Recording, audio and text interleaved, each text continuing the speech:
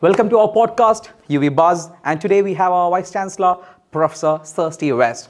Welcome, sir. Welcome to the podcast. Thank you. This podcast, as I already mentioned, this is to bridge a gap between the students and the staff. So I'll go directly to the questions. Can you share with us your personal journey and what motivated you to pursue a career in academia and eventually become the Vice Chancellor of a university? Okay, very good question, and quite a long answer. You don't set out to be a Vice Chancellor, okay, so you're not born a Vice Chancellor. When I was 18, I decided to study podiatry, and podiatry is a specialism within healthcare that looks after people's lower limb and feet. And I went to college in London, and I studied for 3 years and qualified, and then worked as a podiatrist in the NHS. And then I studied more and got my fellowship in pediatric medicine, and then did research in diabetic foot disease, and worked with King's College London and some of the big hospitals to reduce the impact of the diabetic disease on the foot. It has a particular way of affecting the foot in that it damages both the nerves and the microvascular system. Okay. So people end up finding that they cannot feel their feet, and they cannot then heal ulcers, and then they end up losing their legs. Ooh. So it's pretty important that we get it right. As I was doing that, I started to teach, and the more I taught future generations, the more I enjoyed that side of the work as well as the clinical work. Okay. So increasingly I split my time between NHS clinical practice and academe. And then eventually I got sucked into academe and was appointed as a head of department, and then later on in my career a dean of a health faculty and a science faculty, and then eventually a deputy vice chancellor and then a vice chancellor. So the dean at UWE Bristol? So I was dean at UWE Bristol. That was 27 years ago, 28 years ago. As for health and social care, we created the biggest faculty at that point in the country. Before that, I was dean of a smaller faculty in Huddersfield. And then before that, I was in London. Okay. So after you joined UWE, it was just a massive growth then to become the Vice Chancellor. Yeah, I've developed my career at the university in terms of being a dean, and then an assistant Vice Chancellor, a pro Vice Chancellor, a deputy Vice Chancellor, and then a Vice Chancellor. That is very unusual. It's an amazing growth, actually. Yeah, and when I was appointed as Vice Chancellor, I was the youngest in the country. Oh. I was 46. That's amazing. 45, actually 45. Yeah. So UWE Bristol has been known for its innovative approaches to education. Could you highlight some unique programs or initiatives that showcase the university's commitment to innovation and student success in general? Okay, so the starting place is, what sort of university are we?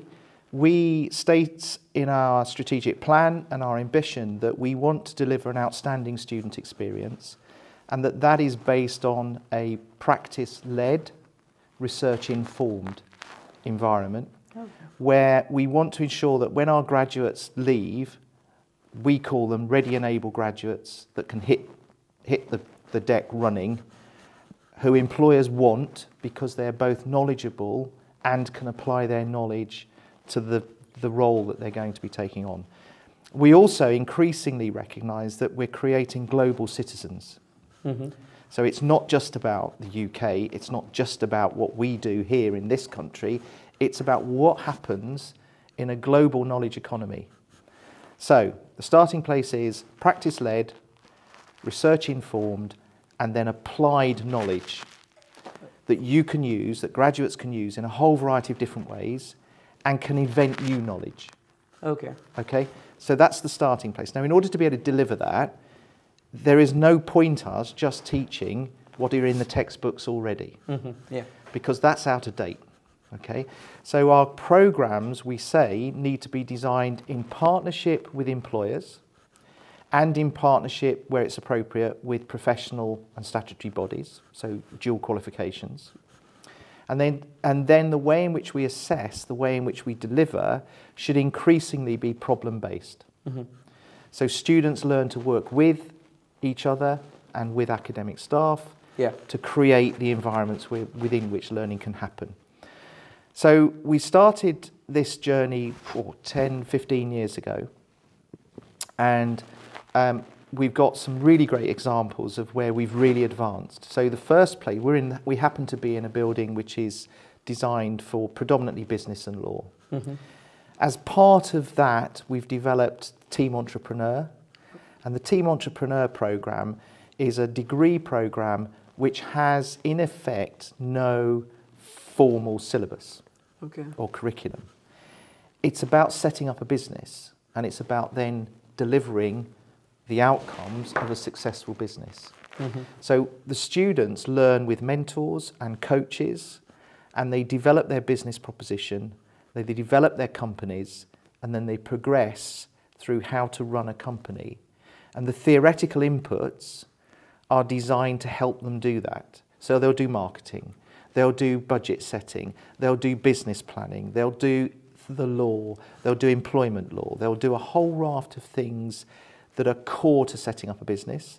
And then in addition, their businesses could be in media, they could be in any discipline really, where there is a business opportunity. And they then graduate with a portfolio, having met learning outcomes that are designed to demonstrate that they are entrepreneurs in business. So that's one example. The other examples that I would move towards are increasingly engineering. Mm-hmm. Again, a new facility at the university has been designed to encourage problem-based learning. Okay. So that's a curriculum across all flavours of engineering, which is about learn by doing, learn by finding out. You're given underpinning principles, but then you work in teams. Okay. And it's problem-based learning. So how do we solve a particular problem? And then what knowledge do we need? How do we apply it? And then how do we ensure that students are able to demonstrate they know what they're doing?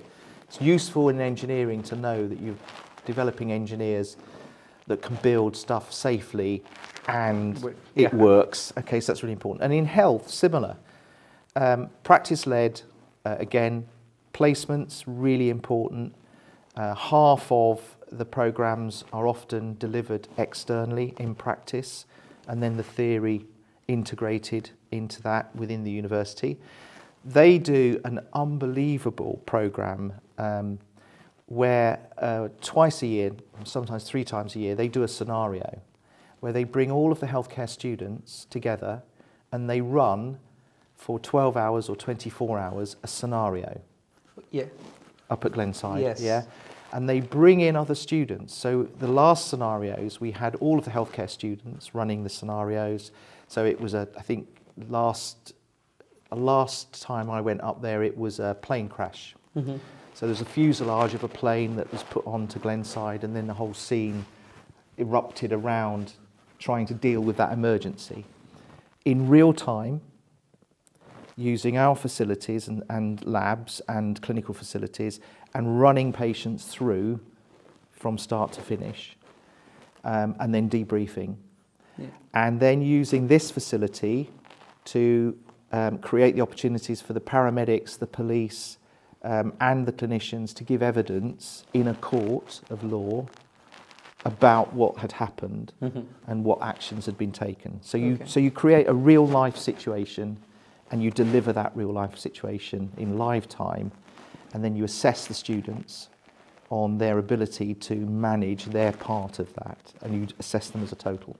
And then we'd also got some very annoying journalist students who were being annoying journalists, who were trying to get stories in and amongst all of this. And so it was a really great way of bringing different parts of the university together.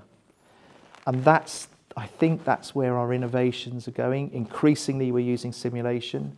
Increasingly, we're using technology to help students. So immersive technologies, and more investment coming in to invest to those environments.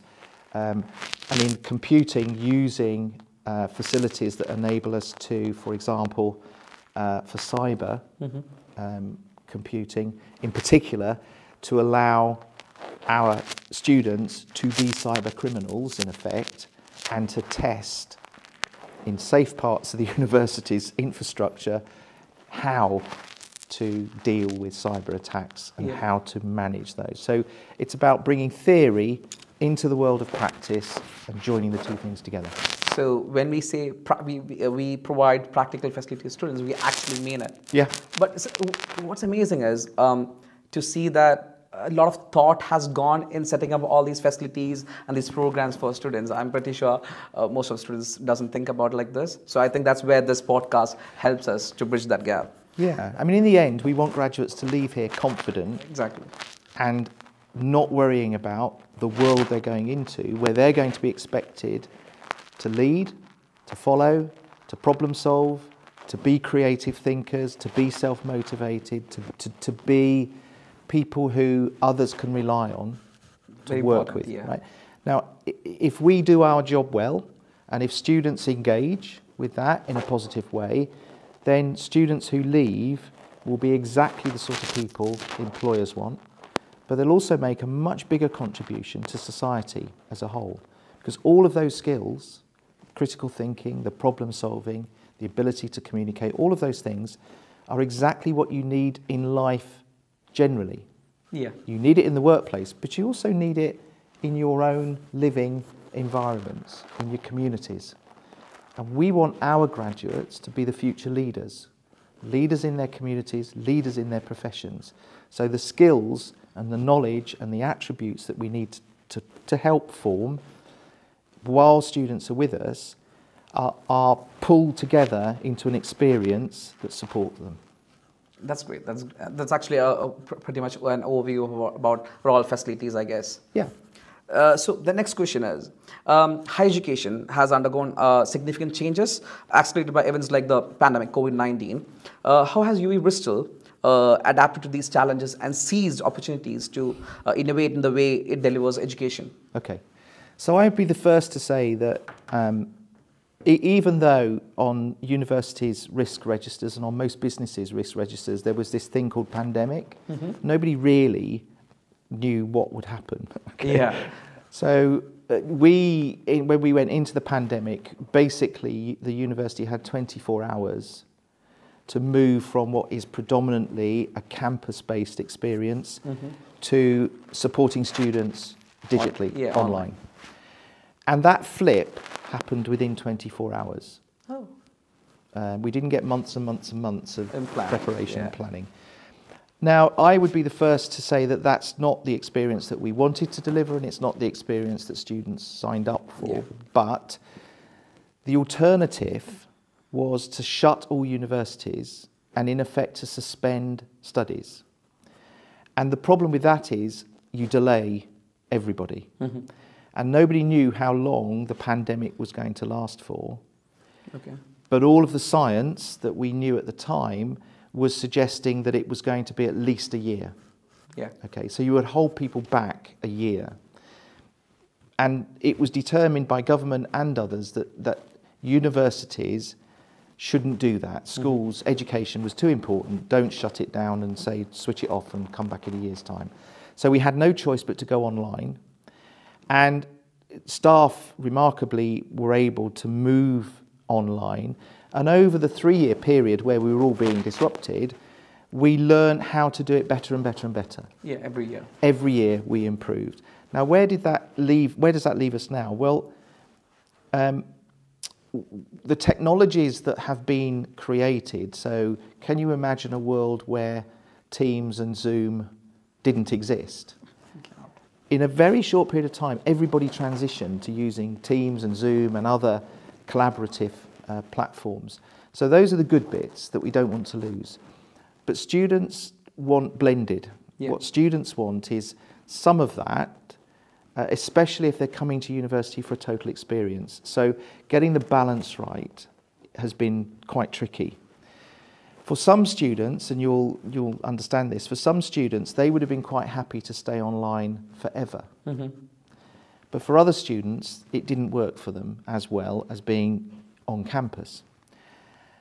And so what we're having to now do is to sort of balance across those two extremes to get students to understand here's the experience and here's how it's supported digitally and physically.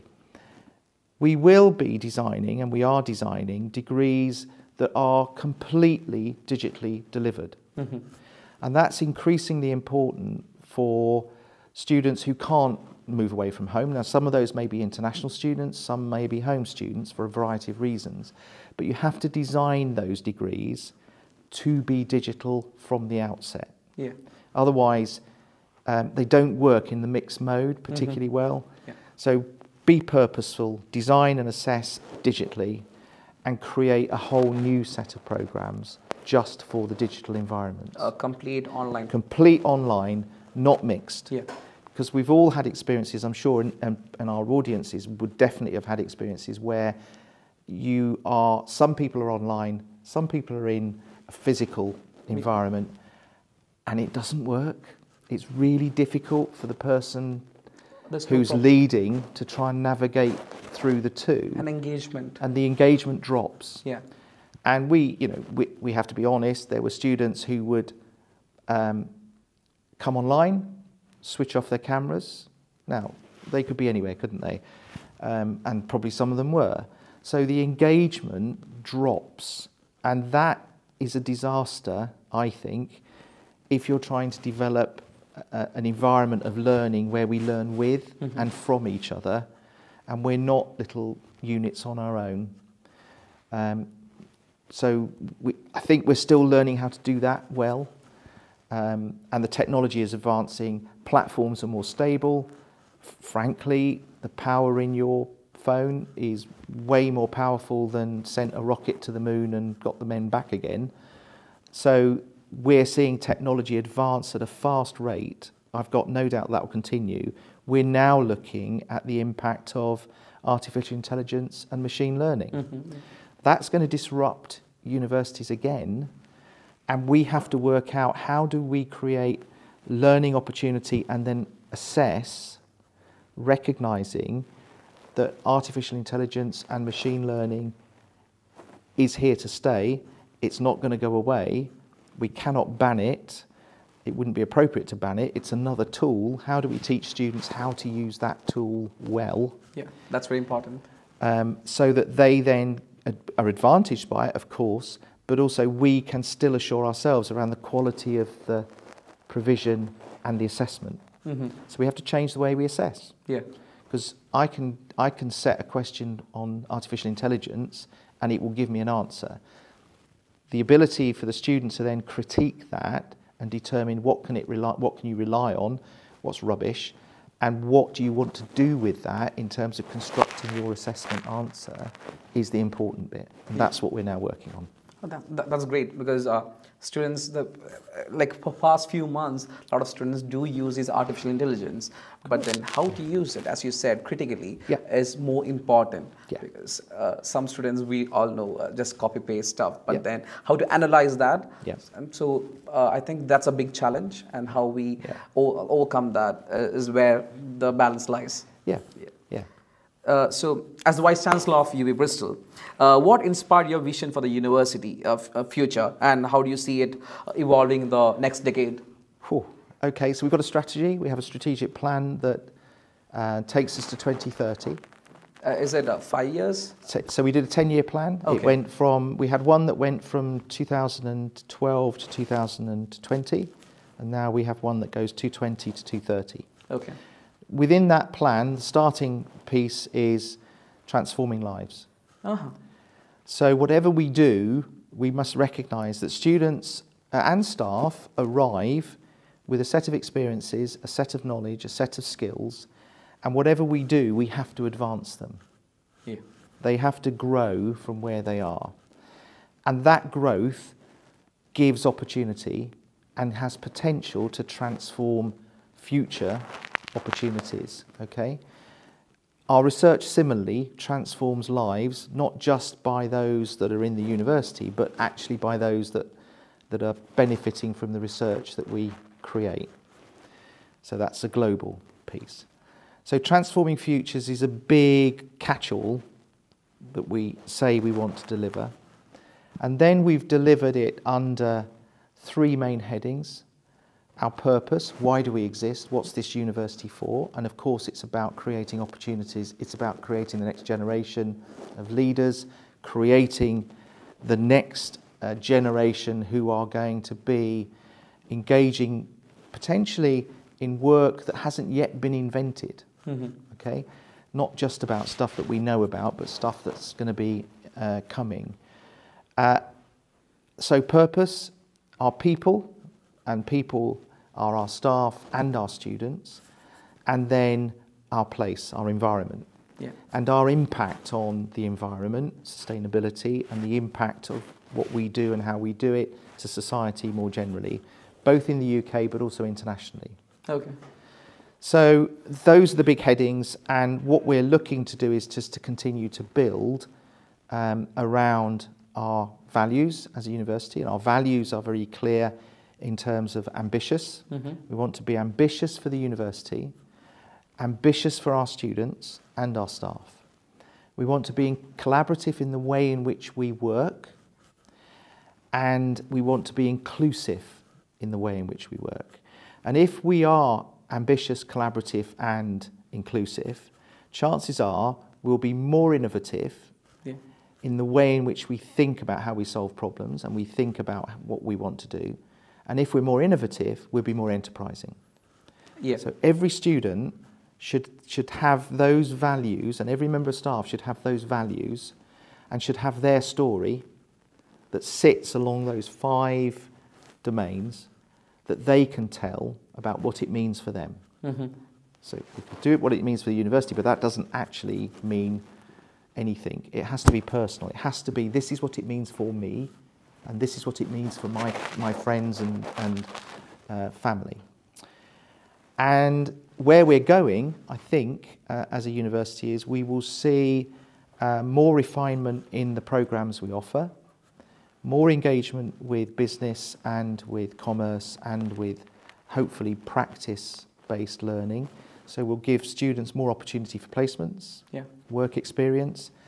And part of what we want to do is to try and increasingly personalise the student journey, because we're all different. It is. We all are. Everybody is different. And so what's the programme, what's the journey you're on? How do we best support you, navigate and help you through that journey? And how do we get you to be your best in doing that?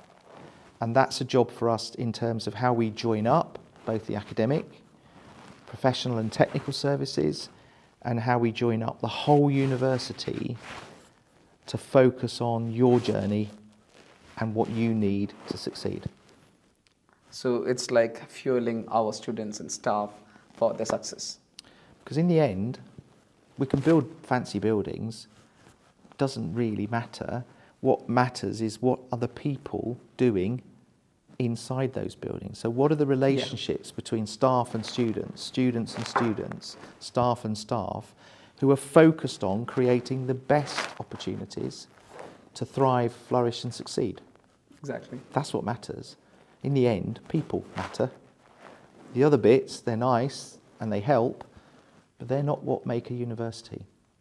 It's the people. It's the people. Great. Amazing. Mental health and well-being have gained increasing attention in the higher education sector. So how is UWE Bristol prioritizing the mental health of its students and creating a supportive environment that fosters both academic success and emotional well-being? So this has been a big part of the university's strategy, really since 2014. Pretty long time. Yeah. Pretty long time. And we were a trailblazer, really, in universities, and I represent and lead Universities UK on, and have done over that period, for mental health and well-being. Now, 1 in 4 young people will have an experience of poor mental health Okay. and well-being. So that's quite a big number. And we all have mental health, and we all have physical health. And sometimes our physical health isn't where it needs to be, and sometimes our mental health isn't optimal. And for some people on that spectrum, their mental health deteriorates into mental illness and crisis. Yeah. But the vast majority, and it's a very small number, the vast majority of people are on that continuum of sometimes feeling good, sometimes feeling less good, sometimes maybe feeling anxious, sometimes feeling maybe a little bit depressed, but not at the clinical end of the spectrum. Uh-huh. So the university's been working in a space which is around health and well-being, and we started to coin the phrase of mental wealth. Yeah. So not the negative, but the positive. Okay? And the first place we went to was, let's make sure that we remove the stigma. We all have mental health. We all have good phases and less good phases. So let's be honest. Remove the barriers, create the opportunities for conversations, and that's what we did first of all. And then we've built the strategy over time, and we are adopting the Mental Health Charter, which is Student Mind's Mental Health Charter, and that's a whole university approach. So when I was leading at Universities UK on this area, we did a big piece of work around a whole university approach to mental health and well-being, and then we did suicide safer at universities, and then we did a piece on the use of highly trusted friends or family that could be approached in the event of a crisis situation. Yeah. And all of that has come in over the last few years. We've also been using and developing technology and working in partnership with the NHS. Yeah. So this is a team sport, it's a team approach. We have to design our programs and curriculum to, in effect, engineer out some of the things that could cause students inappropriate stress. We're still working on making sure that we can plan assessments so they don't cluster and clump. And we're trying to improve our services. The difficulty we're seeing, however, is increasing numbers of students trying to access services and the NHS deteriorating in terms of its ability to support. So if you try and get an appointment with your GP, or if you try and get an appointment through mental health services, it's a very, very, very long waiting list. Yes. And if you have eating disorders, you're looking at years before you can get support. And that's tough. So we're trying to adapt what we do here. We're increasingly changing what we're doing here. The Student Charter mark is an indication if we are able to demonstrate to them that we're making sufficient progress, that we're on the top places in terms of university support. But we know we need to do more.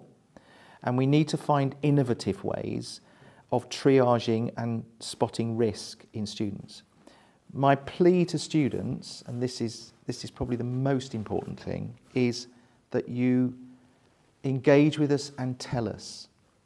If you're having, first of all, before you even get to the university, please declare if you have a diagnosed mental illness so that we can support you as you enter the university.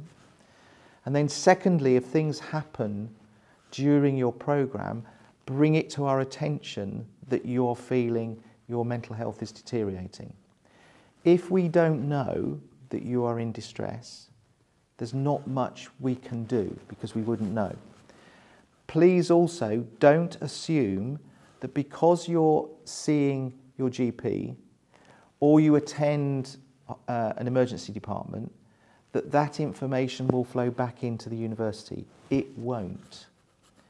It's only if you tell us that you are having difficulties that we can then intervene. So reach out.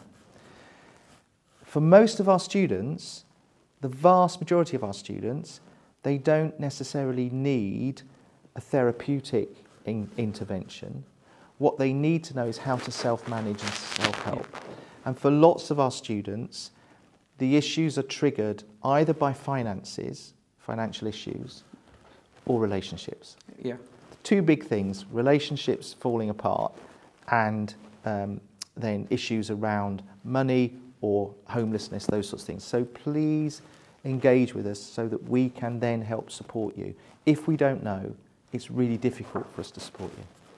I mean, yeah, because students, I think students knows about these facilities, but then they somehow stay away from using. So I think that's a great message for students. Yeah, and I guess the other thing I would say is that we have to prioritise. Yeah. So help us prioritise the most in need, and then we'll use other mechanisms to triage and work out how to support those who don't really need full-blown counselling and all of the other interventions that might be possible. What they need is someone to talk to and someone to work through how they can help themselves. And that's those other services, the other professional services that I know you're aware of, finance, careers, library, often are what the student needs rather than a counsellor. The basic services that we provide. Yeah. Yes. Yeah. So I'm glad that we actually have, at the university we have these amazing services, and seen a lot of students using it. But then there's a gap that has to be filled, hopefully. Absolutely. Yeah. So coming to the last couple of questions, imagine the university had a mascot. What animal or character do you think would best represent the spirit of our campus? This is a really hard question. I'll just tell you what's coming to my head. Yeah. Okay, so what's coming to my head is a big bear. Big bear? Teddy bear. Oh, a friendly one. Friendly one. Why? I don't really know. I think part of it is that at the graduation ceremonies, so we've just had, 3 weeks of 4 ceremonies a day. And one of the things that students buy, at these ceremonies, are the little teddy bear mascots in the gowns. Yeah.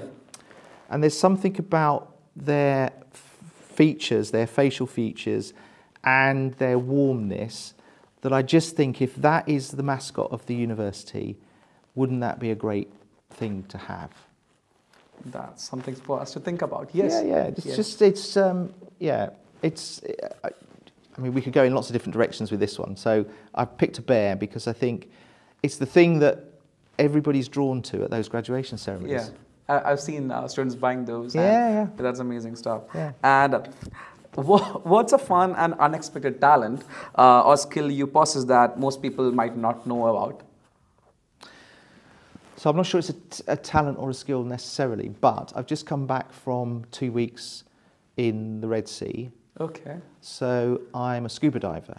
Ooh. And I used to teach scuba diving in the UK, which is huge fun. I had great fun teaching, but it's always in cold water, usually quarries, and it's quite dark, and you don't see much. Yeah.